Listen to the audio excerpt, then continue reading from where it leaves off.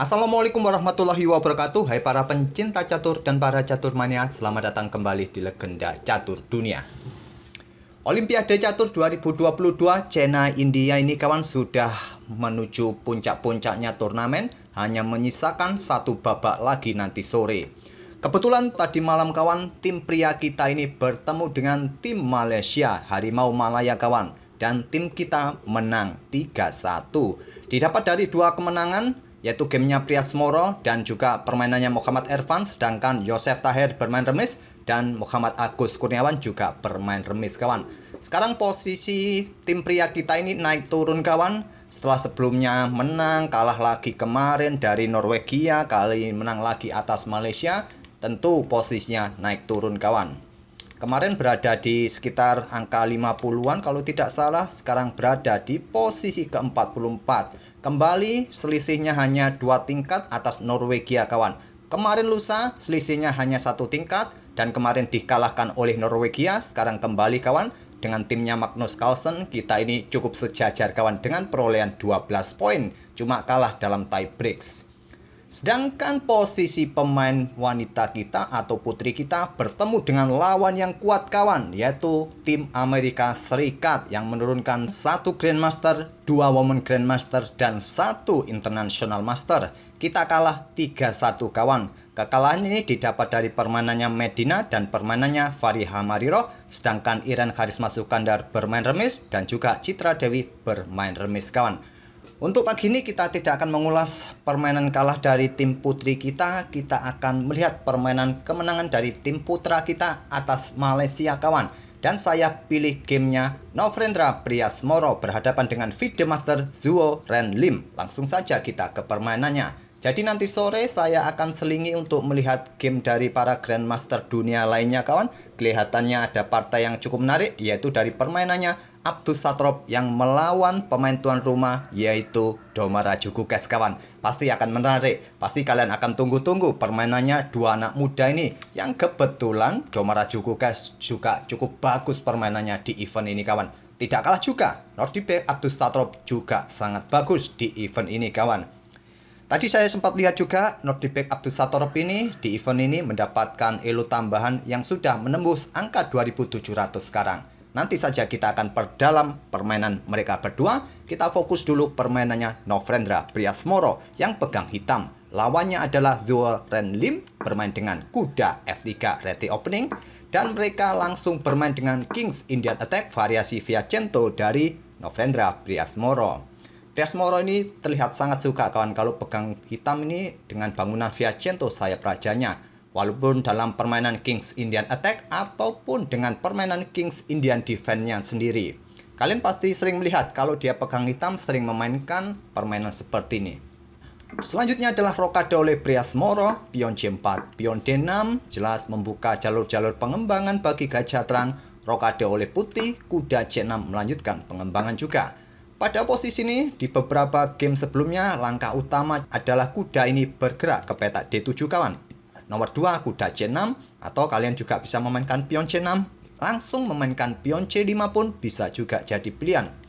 Pilihan nomor 2 dipilih oleh Nofrendra dan di sini kawan kuda C3 pilihan utama juga dan pion E5 langsung serang petak pusat menawarkan pertukaran pion. Langkah terkuat pada posisi ini di game-game sebelumnya adalah ini kawan. Pion A6 nomor 2 tadi yang dipilih oleh Nofrendra ataupun gajah F5 juga dipilih. Tapi ini masih dalam teori pembukaan dalam permainan Kings Indian Attack di variasi Viacento oleh hitam ini. Terjadi pertukaran pion D pukul pion E5 dipukul balik oleh pion D, terbuka lajur D bagi kedua menteri. Apakah langsung ingin beradu? Dan di sini putih melanjutkan dengan pengembangan gajah G5-nya terlebih dahulu kawan, memberikan pressure pimpinan bagi kuda F6. Dan Prias Moro juga tidak terburu-buru untuk menantang pertukaran menteri. Langsung menerima pertukaran tidak begitu. Dia juga melanjutkan dengan pengembangan gajah terangnya terlebih dahulu kawan. Jadi saya tak perlu jelaskan apabila kedua menteri ini saling beradu. Ya pasti permainan masih akan tetap seimbang kawan. Lajur D kalaupun nanti diisi oleh salah satu benteng masing-masing, ya masih tetap seimbang. Tak ada masalah juga. Oke, kita lanjut saja ke langkah aslinya. Di sini putih melanjutkan dengan menteri langsung keluar ke peta A4, mengosongkan petak bagi benteng, dijawab dengan langkah pion H6 terlebih dahulu, dan di sini benteng D1 terlebih dahulu, menteri bergeser ke E8, dan di sini terjadi pertukaran gajah gelap pukul kuda F6. Dipukul balik oleh gajah, di sini kuda D5, yaitu memberikan pressure di sini, atau menantang hitam untuk menukarkan gajah terangnya kawan. Dan Novrendra tetap menyimpan dua gajahnya ini. Dia bermain dengan gajah mundur ke petak D8, mempertahankan pion sekaligus menghindari ancaman kuda. Di sini menteri B3, incaran pada pion B7 diantisipasi dengan gajah mundur ke petak J8.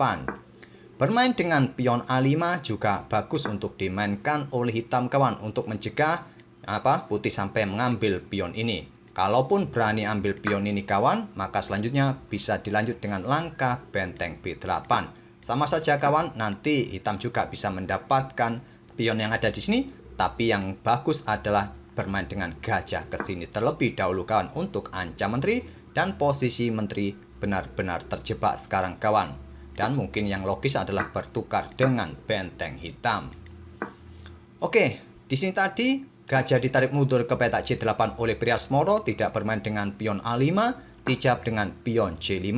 Membuka diagonal terang bagi aktivitas nanti menterinya juga kawan, ataupun mendapatkan penguasaan ruang, menghentikan laju pion juga, dijawab dengan raja bergeser ke petak H7. Untuk menghindari diagonal terang ini kawan, dan kemungkinan pion ini juga dipersiapkan untuk didorong, terus benteng siap naik, nanti diikuti pergerakan dua gajah dan bentengnya siap ditumpuk di lajur F, ataupun juga memperkuat posisi dua pionnya ini. Mungkin itu rencana Priasmoro. Jawaban putih dilanjutkan dengan pion E4, langsung menghentikan laju pion F, kontrol petak F5 ini. Gajah G4, pressure kuda lagi, mempersilahkan putih ambil pion B7-nya, langsung diladeni oleh putih, menteri ambil pion B7, benteng B8, menteri bergeser, dan benteng ambil pion B2, langsung menempati baris kedua, dan ini tidak dibiarkan oleh putih kawan menantang pertukaran benteng. Langsung diterima oleh Priasmoro, dipukul balik oleh benteng putih, dan persiapan apakah nanti langsung menuju baris belakang kawan ataupun petak B7. Tapi kalau baris belakang masih ada kuda, jadi cukup aman baris belakang untuk sementara dari Priasmoro. Di sini Priasmoro melangkah menterinya keluar ke petak E6, dan kuda ini mundur ke petak E1. Apakah persiapan pion F-nya untuk didorong satu petak, dua petak, atau menjaga gajahnya ini dari ancaman hitam yang ingin menukarkan gajah terangnya kawan? Mungkin seperti itu. Di sini kuda D4, lanjut Priasmoro menantang pertukaran menteri, langsung diterima oleh putih, dipukul balik menggunakan gajah, dan selanjutnya adalah benteng naik ke petak B7 oleh Zoren Lim. Tentu saja ancaman pada pion yang ada di petak A7 ini. Dan Priasmoro melanjutkan dengan pion C6, ancam kuda sekaligus membuka sebanyak mungkin kawan diagonal bagi pergerakan gajah gelapnya. Tapi di sini kuda tidak ditarik mundur atau pindah ke petak yang lain. Putih membuat langkah pengorbanan kawan. Dia memilih ambil pion yang ada di petak A7. Harapannya apa kawan? Harapannya setelah Priasmoro ini ambil kuda, menerima pengorbanan putih kawan, dipukul balik menggunakan pion E. Dan inilah harapan dari putih kawan, sekarang mempunyai dua pion bebas yang mendapatkan dukungan dari gajah di diagonal terang, benteng di baris ke-7. Harapannya bisa promosi atau paling tidak mendapatkan satu perwira dengan keuntungan pion yang sudah didapat tadi. Gajah F5 dipilih oleh Priasmoro menghindari ancaman pion. Kuda F3 mengaktifkan kembali kudanya kawan, menantang pertukaran kuda, incar pion yang ada di petak E5. Dan di sini pion tidak dipertahankan oleh Priasmoro. Dia memilih langkah raja bergerak ke petak G8. Raja bergerak ke petak G8 ini langkah kurang presisi, tapi saya bisa melihat kekhawatiran Priasmoro terhadap dua pion bebasnya. Jadi secepat mungkin Priasmoro menggerakkan atau melangkahkan raja, nanti sesegera mungkin bisa bergerak ke lajur D ataupun ke lajur E nanti kawan, jika pion ini sampai sudah mulai didorong. Tapi dia mulai berkorban dengan pion E5-nya. Langkah terbaik tadi adalah gajah ini kawan, bergerak ke peta ini. Bergerak ke peta F6, menjaga pionnya, dan membuka akses di baris belakang bagi benteng. Jika benteng putih sampai bergerak di baris belakang, langsung sikat. Priasmoro membuat langkah pengorbanan pion dengan raja bergerak mundur ke peta G8. Putih menolak kawan, tidak langsung ambil pion ini ataupun melakukan pertukaran kuda, memilih dengan pion G4 terlebih dahulu. Dan di sini gajah sikat pion yang ada di peta G4. Barulah sekarang kuda ambil pion E5, ancam gajah. Gajah kembali ke peta F5. Sekarang pion H3, langkah kekeliruan lagi yang kurang presisi dari putih. Pion D6 patut dipertimbangkan untuk sesegera mendorong pionnya untuk mendapatkan penguasaan ruang di peta-peta gelap ini, juga membuka akses di diagonal terang ini. Pion H3 terlebih dahulu dimainkan, gajah G5 langsung keluar kawan, membuka akses bentengnya untuk mengawasi baris belakang. Barulah sekarang pion D6, benteng bergeser ke E8, ancam kuda. Di sini kawan, benteng A8 memberikan tantangan pertukaran benteng. Benteng tidak bisa lagi ancam atau pukul kuda karena posisinya kena pin. Langkah terbaik langsung meladeni pertukaran benteng semacam ini kawan. Langsung nanti diikuti dengan raja ini mulai bergerak mendekati pion-pion putih nanti ke depan. Tapi Priasmoro menahan diri, dia menggeser rajanya terlebih dahulu. Tapi tetap sama kawan, putih juga tidak bisa memanfaatkan langkah atau posisinya di posisi ini. Pion A4 tadi dimainkan, pada langkah terbaik juga adalah benteng pukul benteng. Tapi karena sikapnya Priasmoro langsung melangkahkan raja tadi mundur kawan. Sekarang raja mempunyai tempo yang lebih cepat juga untuk mengawasi dua pion putih ini. Posisi hitam masih baik-baik saja dan tetap berpotensi menang. Memang urut-urutannya tadi agak berbeda, yaitu langkah terbaik tadi benteng pukul benteng terlebih dahulu, tapi Priasmoro melangkah raja ke F8 terlebih dahulu. Pion A4 tadi dimainkan, dan di sini kawan, benteng pukul benteng merupakan pilihan utama, tapi gajah F6 ancam kuda. Respon putih juga kurang bagus, melangkah kuda ke peta G4, langsung menukarkan benteng sekali lagi. Saat benteng ini berhadapan-hadapan, langkah utamanya adalah langsung sikat baik benteng putih atau benteng hitam yang mendahului. Kuda G4 menghindari ancaman sekaligus menawarkan pertukaran dengan gajah terang hitam. Dan di sini diterima oleh Priasmoro. Di sini kawan, gajah mundur ke peta G7 menghindari ancaman kuda juga bagus. Priasmoro langsung eliminasi kuda G4, dipukul balik oleh pion H, dan barulah sekarang Priasmoro bertukar benteng.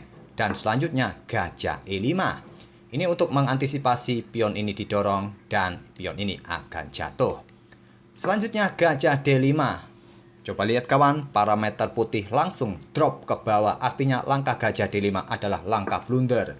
Pada posisi ini, coba lihat parameter menyatakan permainan dalam posisi remis, walaupun putih kalah 1 perwira, atau hanya unggul 2 pion saja kawan. Permainan sebetulnya masih dalam posisi remis. Tentu saja kita pun melihat permainan seperti ini tuh gampang-gampang susah untuk mendapatkan remis.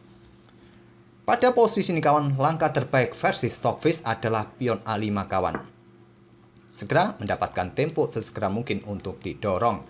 Dan di sini kalian bisa melangkah dengan kuda ini ke peta B5, tentu saja untuk kontrol peta ini. Dan gajah ini bisa bergerak ke peta C6 ancam kuda. Kuda bergeser ke sini kawan untuk balik ancam gajah terang. Gajah bisa bergerak ke sini untuk mengawasi peta ini tetap agar raja tidak bisa mendekati pion putih. Kalaupun di sini hitam mencoba ancam pion yang ada di peta A5, simple pion ini kawan didorong maju, ataupun kalian bisa mendorong pion ini kawan untuk bisa promosi. Kalau kalian sikat pion ini, dan selanjutnya pion ini juga bisa kalian dorong kawan. Dan pion ini bisa promosi disikat oleh kuda, dan komposisi terakhir adalah gajah terang versus gajah gelap. Biasanya kebanyakan akan berakhir remis. Oke, kita kembali saja ke langkah aslinya. Jadi pion A5 merupakan pilihan terbaik, nanti ujung-ujungnya tersisa gajah gelap dengan gajah terang bisa berakhir remis. Tapi gajah D5 ini adalah langkah kesalahan. Ini dimanfaatkan Priasmoro dengan mendapatkan tempo kuda E2 skak. Raja F1, kuda C3 ancam gajah, ancam pion A4. Di sini pion D7 terlebih dahulu untuk segera mendapatkan tempo promosi dicegat oleh gajah C7. Gajah C6 untuk mempertahankan pion, juga mempertahankan pion yang ada di peta A4 sekaligus menghindari ancaman kuda. Raja hitam mulai bergerak mengawasi peta D8 agar gajah gelapnya leluasa bergerak lagi. Pion F3, kuda A2, persiapan kawan manuver ke peta-peta gelap ini untuk muter lagi untuk menarget pion yang ada di peta C5 ini. Dan di sini raja putih E2, kuda C1 skak. Raja E3, kuda B3 menarget pion yang sudah tidak bisa di backup lagi kawan. Raja tidak bisa melintas ke petak D4 karena di sini masih ada kuda yang menarget dua peta ini. Peta D4 serta peta C5. Pion F4 dimainkan, kuda ambil pion C5, pion F5, pion G pukul pion F5, dipukul balik oleh pion G, dan kuda ambil pion D7, raja ke D4 sekaligus putih menyerah di langkah ke-46. Sekarang komposisi pionnya sama kawan, tapi potensi putih kehilangan pion lebih besar daripada potensi yang akan didapat oleh hitam. Jadi saya rasa kalian sudah paham, sudah tidak bisa mengimbangi lagi permainan hitam yang mempunyai dua perwira seperti ini. Ya, kalkulasinya kuda melawan gajah terang, nanti tersisa gajah ambil pion, diambil oleh raja, dan tersisa dua pion, dan pion satunya jatuh kawan. Karena pion ini tercerai-berai, jaraknya cukup jauh. Nanti salah satu pion, anggap saja pion A ini nanti dieliminasi oleh gajah, terus diambil balik oleh raja putih. Jadi raja hitam masih bisa mengambil pion putih, tersisa dua pion hitam di atas papan, dan hitam akan tetap menang. Hitung-hitungannya seperti itu. Ya mungkin saja lain juga jika kalian yang memainkan bisa jadi berbeda kawan. Tapi secara kasat mata pun hitam sudah menang dalam posisi seperti ini. Sudah selayaknya putih menyerah di langkah ke-46. Itulah kawan permainan dari Grandmaster Novendra Priasmoro yang mengalahkan FIDE Master asal Malaysia. Di event ini kawan, Priasmoro ini turun sebanyak 9 kali, hanya absen pada babak kelima yang digantikan oleh Yosef Tahir kalau tidak salah waktu itu. Priasmoro belum pernah tersentuh kekalahan kawan, hanya bermain 6 kali remis dan 3 kali menang.